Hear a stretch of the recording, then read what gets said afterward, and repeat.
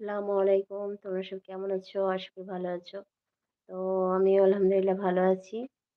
তো চলে এসেছি তোমাদের সঙ্গে গল্প করতে। তো তোমরা কে কেমন আছো? সবাই বলো। আর কে কোথা থেকে দেখছো আর কি সবাই কমেন্ট করো। আর কেমন ঠান্ডা পড়েছে সেটা বলো। লাইক দেওয়ার জন্যে অনেক, অনেক ধন্যবাদ। কে লাইক করলে অবশ্যই কমেন্ট করো। আপু মনে হচ্ছে যেন আমার জন্যে একদম তাকিয়ে ছিল যে আপু কখন আসবে? আপুর সঙ্গে, সঙ্গে আপু জয়েন করেছো। অনেক ধন্যবাদ আপু। আসসালামু আলাইকুম আপু কেমন আছো? প্রচণ্ড ঠান্ডা আপু। দেখো আমি কত কটা পরে আছি। এই দেখো।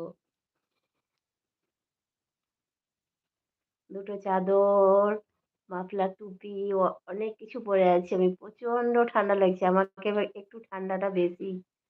যে যাই আমার ঠান্ডাটা বেশি। আর এমনিতেও একটুতে ঠান্ডা লেগে যায় তাহলে একটু সাবধানে বেশি থাকি। তো আপু কেমন আছো বলো? ওয়ালাইকুম আসসালাম ওয়া রাহমাতুল্লাহি ওয়া বারাকাতুহু। কেমন আছেন?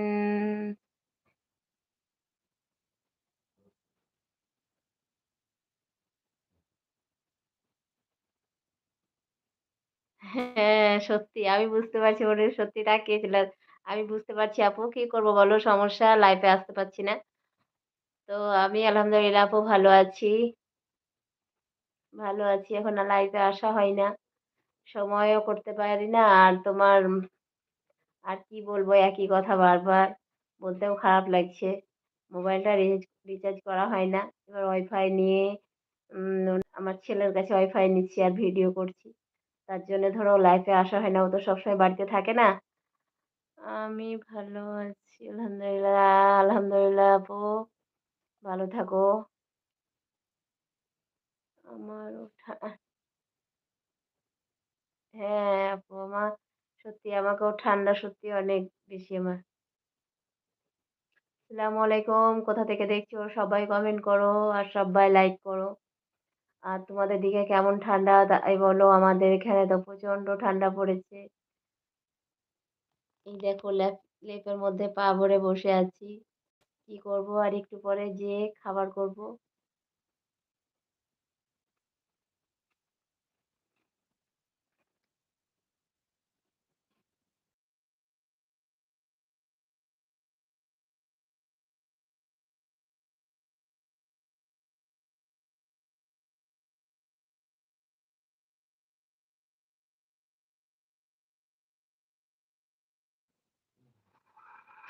আল্লাহ গো!